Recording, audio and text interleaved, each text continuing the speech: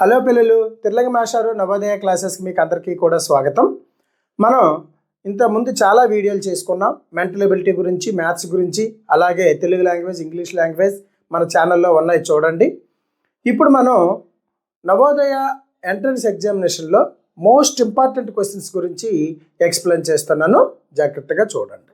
First question నాన్న, 45 and 60 and 75 ల HEF మరియు ఎల్సిఎంల మొత్తం ఎంత? ఏమడుగుతున్నానన్నా? 45, 60, 75ల హెచ్ఈఎఫ్ మరియు ఎల్సిఎంల మొత్తం ఎంత? The sum of HEF and LCM of 45, 60 and 75. చూసారా నాన్న? ఏమడుగుతున్నాడు మనకి? హెచ్సిఎఫ్ అడుగుతున్నాడు, అలాగే దీంతో పాటు ఎల్సిఎం కూడా అడుగుతున్నాడు. హెచ్సిఎఫ్ అండ్ ఎల్సిఎంల యొక్క సమ్ అంటే మొత్తము ప్లస్ కావాలంట. ఏ నెంబర్స్ యొక్క సమ్ కావాలన్నా? ఫస్ట్ 45 and 60 and 75 ఈ మూడింటి యొక్క ఎల్సిఎం హెచ్సిఎఫ్ల యొక్క సమ్ కావాలి. సరేనా? ఇప్పుడు హెచ్సిఎఫ్ కడదాం నాన్న. మీకు హెచ్సిఎఫ్ ఎలా కట్టాలి అన్నటువంటిది మన ఛానల్లో ఉంది, మ్యాథమెటిక్స్ బేసిక్ క్లాసెస్లో ఉంది. తప్పనిసరిగా ఆ మ్యాథమెటిక్స్ బేసిక్ క్లాసెస్ అన్నటువంటిది చూడండి. డివిజన్ మెథడ్లో కడితే మనకి 45 1 45. ఫస్ట్ ఈ 3 నెంబర్స్లో 2 నెంబర్స్, స్మాలెస్ట్ 2 నెంబర్స్ అన్నటువంటిది వేసుకోండి. 45 60 అన్నటువంటి చిన్న నెంబర్లు, 45 1 45 నాన్న 15 అన్నటువంటిది రిమైనింగ్ వచ్చింది. ఇప్పుడు 15 3 45. చూసారా? అంటే వన్ సైడ్ 0 వచ్చింది కాబట్టి సెకండ్ సైడ్ 15 ఉంది నాన్న. 15 ఉంటే మిగిలినటువంటి నెంబర్ ఏది? 75. ఇక్కడ 75 మళ్ళీ వేసుకోండి. వన్ సైడ్ 0 వచ్చాక మళ్ళీ సెకండ్ సైడు 75 వేసుకోండి. 15 5 75. చూసారమ్మా? రెండోది కూడా 0 అయింది. ఈ మిగిలినటువంటి 5 1 3 ఇవి మర్చిపోండి, వీటితో సంబంధం లేదు. ఇక్కడ ఏదైతే మిగిలిందో ఈ 3 నెంబర్స్లో అదే మనకి హెచ్సిఎఫ్ అవుతుంది. ఇప్పుడు చెప్పండి అమ్మా, హెచ్సిఎఫ్ ఎంత? HCF physical 15. ఓకేనన్నా? ఇప్పుడు ఎల్సిఎం కడదాం. దేనికి ఎల్సిఎం? 45 and 60 and 75కి ఎల్సిఎం కడదాం. ఎందుకు కట్టాలి మాస్టారు? ఇదిగోండి, హెచ్సిఎఫ్ ఎల్సిఎంల యొక్క మొత్తం అడిగాడు కాబట్టి. ఓకే, ఇప్పుడు ఇది ఏ టేబుల్లో పోతుంది నాన్న? మనకి 3 టేబుల్లో పోతుంది. చూడండి, 3 1 3, ఇక్కడ 1 మిగిలింది. 3 1 3, 3 5 15. ఓకే, లేదా 3 15 లేదా 15 3 45, 3 20 3 2 6, 3 5 15, లేదా 25 3 3 25 ఎలాగైనా అనుకోండి మీరు. ఓకే, నెక్స్ట్ 5 టేబుల్లో పోతుంది. చూడండి అన్న, 5 3 5 4 5 5. ఇవన్నీ కూడా ఇక్కడ 3 నెంబర్స్ ఉన్నాయి చూడండి, 3 కూడా ప్రైమ్ నెంబర్సే. ఈ ప్రైమ్ నెంబర్స్ అంటే ఏంటి, ఎన్ని నెంబర్లు ఉన్నాయి అన్నటువంటిది మన ఛానల్లో చాలా వీడియోలు ఉన్నాయి, మ్యాథ్స్ క్లాసెస్లోకి వెళ్ళి చూడండి. ఇప్పుడు చెప్పండి అమ్మా, ఎల్సిఎం ఎంత అవుతుంది? 3 into 5, 3 5 15. ఇక్కడికి వచ్చేసరికి 15. 15 3 45, 15 3 45, 45 4 45 4 4 5 20, 4 4 16 17 18. ఓకే నాన్న? 185 185 5 0 0, 5 8 40, 5 1 5 plus 4 900. అంటే అర్థమేంటన్నా? ఇలా చూసుకోండి, ఈ నెంబర్స్ ఏవైతే ఉన్నాయో వీటిని మల్టిప్లికేషన్ చేయాలి. 3 into 5 into 3 into 4 into 5 ఇవి మనకు మిగిలాయి. చూసారా, 3 5 15, 15 3 45, 3 5 15, ఇదిగోండి అన్న 15 3 45, 45 4 180, 185 900 అన్నటువంటిది ఎల్సిఎం. అర్థమైందమ్మా? ఇప్పుడు చెప్పండి,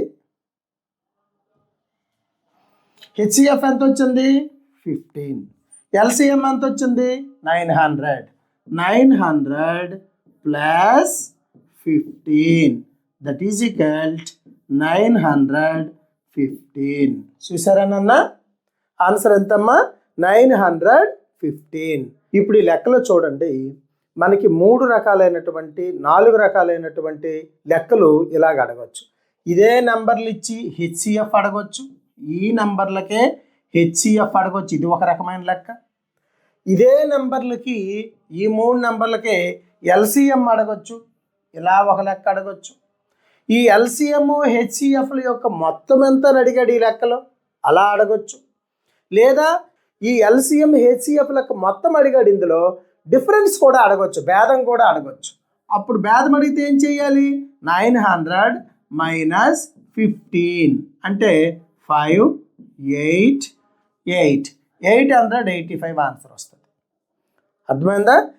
హెచ్సిఎఫ్ కట్టమని అడగొచ్చు, లేదా ఎల్సిఎం కట్టమని అడగొచ్చు, లేదా ఇలా ఇప్పుడు అడిగిన విధంగా మొత్తము ప్లస్ అడగొచ్చు, లేదా ఇలా ఈ రెండింటి యొక్క డిఫరెన్స్ అడగొచ్చు, మైనస్ అడగొచ్చు.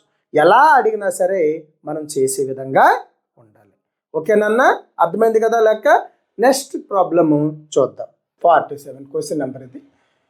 15 మైనస్ 1515 ఇంటూ 6 ఈజ్వల్ ఎక్స్ అయితే ఎక్స్ విలువ ఎంత?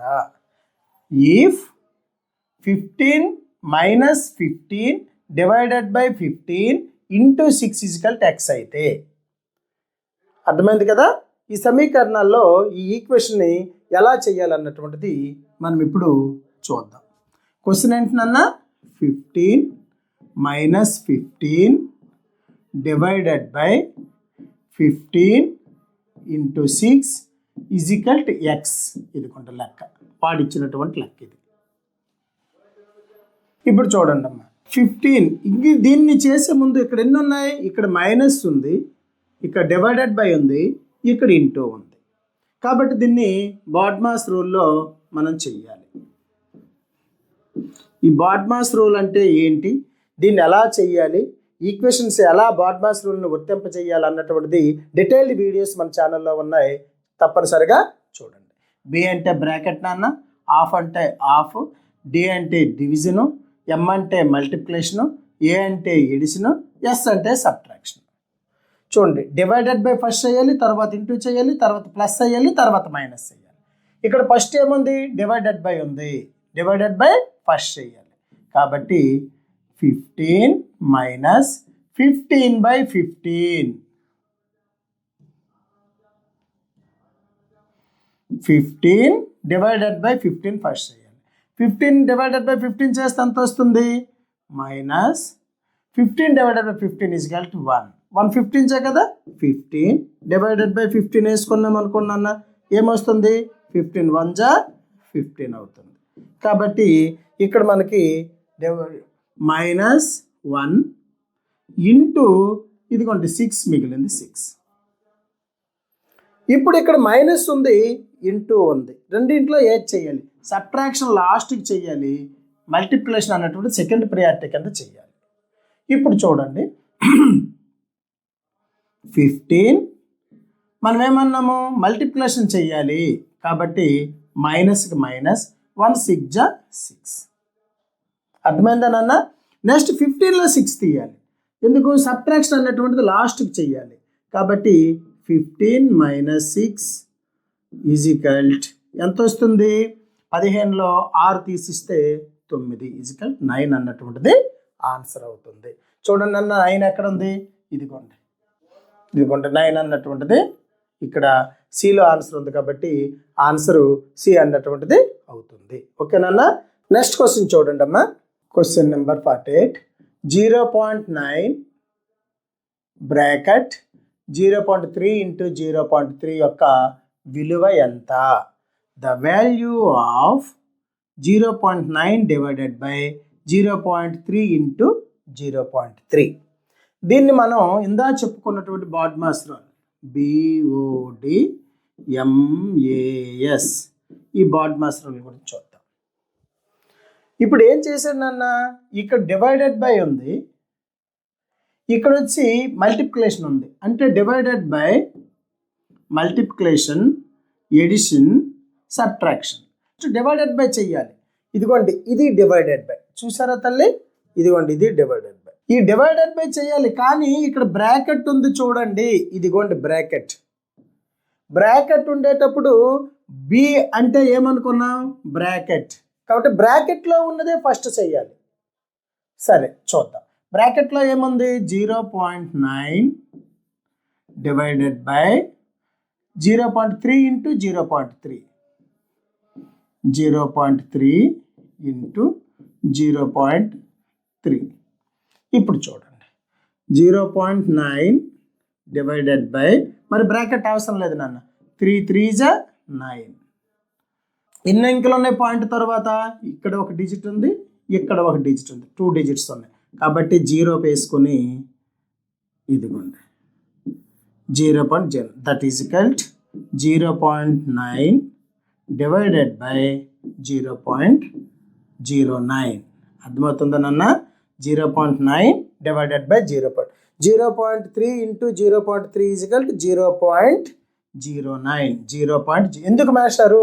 3 3s 9 వేసుకోండి. మళ్ళీ చెప్తాను చూడండి, చాలా ఇంపార్టెంట్. ఇక్కడ పాయింట్ తర్వాత 1 డిజిట్ ఉంది, ఇక్కడ పాయింట్ తర్వాత 1 డిజిట్ ఉంది. ఈ 2 డిజిట్లకి పాయింట్ తర్వాత 2 డిజిట్లు ఉండాలి. కాబట్టి 0.09. అర్థమైందా నాన్న? ఓకే. 0.9 బై 0.09 ఇంటూ దీన్ని 100, దీన్ని కూడా 100తో మల్టిప్లికేషన్ చేసుకోవాలి. ఎందుకు మేషారంటే ఇక్కడ పాయింట్ తర్వాత 2 డిజిట్స్ ఉన్నాయి, ఇక్కడ పాయింట్ తర్వాత ఎన్ని డిజిట్స్ ఉన్నాయి నాన్న? 2 డిజిట్స్ అన్నటువంటి ఉన్నాయి. ఈ 2 డిజిట్స్ పోవాలంటే ఇదిగోండి 2 జీరోలు ఉన్నటువంటి 100తో మల్టిప్లికేషన్ చేయాలి. 0.9 డివైడెడ్ బై 0.09, 100తో చేస్తే ఇక్కడికి పాయింట్ అన్నటువంటిది 2 స్థానాలు, అంటే కరెక్ట్గా మనకి 90 అవుతుంది.